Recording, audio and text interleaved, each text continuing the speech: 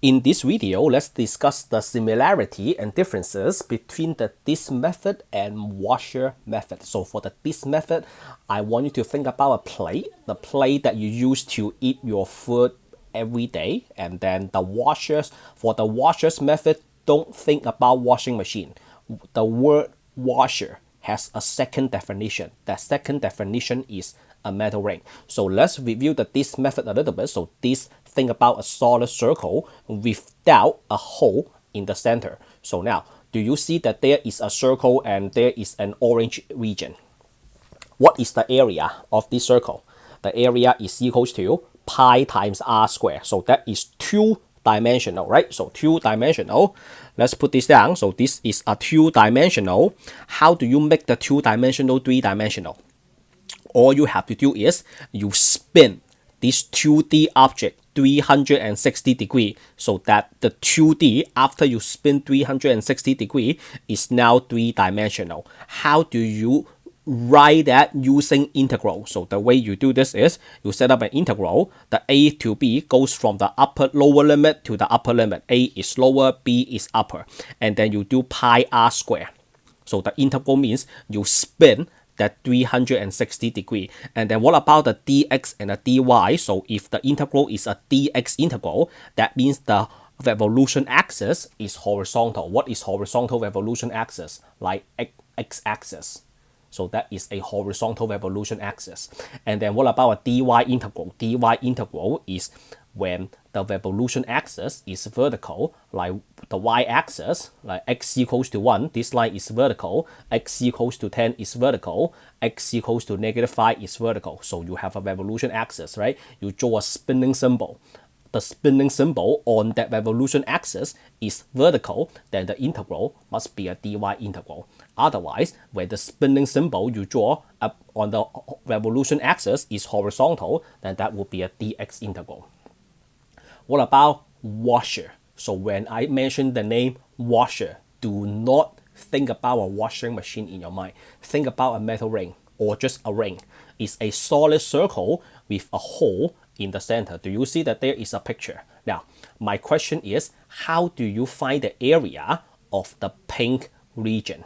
The pink region.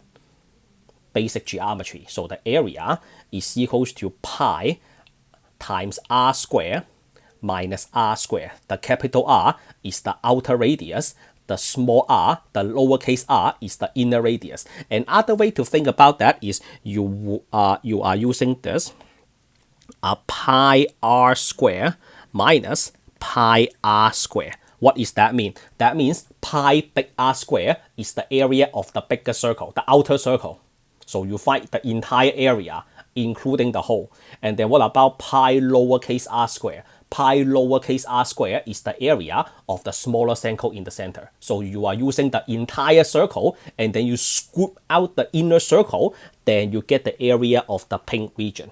So if you factor out the pi, then that will be pi times parenthesis capital R squared minus lowercase r squared. So that gives you the area of the pink region.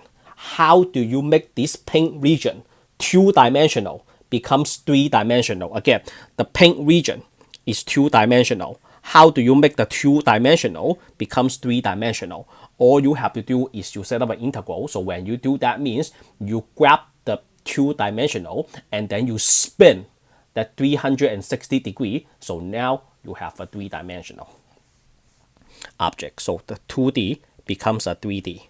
And then how do you know that integral is a dx or dy? So here is a similarity between a disk and a washer. So for if the revolution axis is horizontal, like x-axis, which is y equals to 0, how about y equals to 10?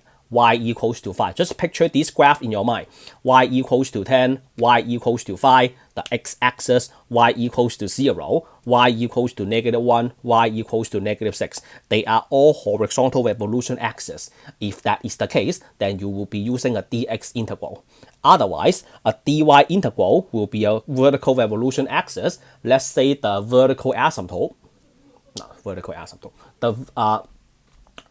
the y-axis is vertical x equals to 1, x equals to 5, x equals to 12, x equals to -2, x equals to -3. They are all vertical lines. So if you draw a spinning symbol about that line, then that is a dy integral. So this is the comparison of the disk and the washers method. So for the disk method, after you spin the area, there is no hole in the middle. For a washers method, there is a hole in the middle after you spin the ring. All right, so that is the end of this video.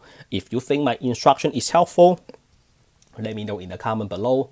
Like the video, share the video for me, subscribe to my channel if you haven't done so. Appreciate your help. See you all in the next video. Signing off for now.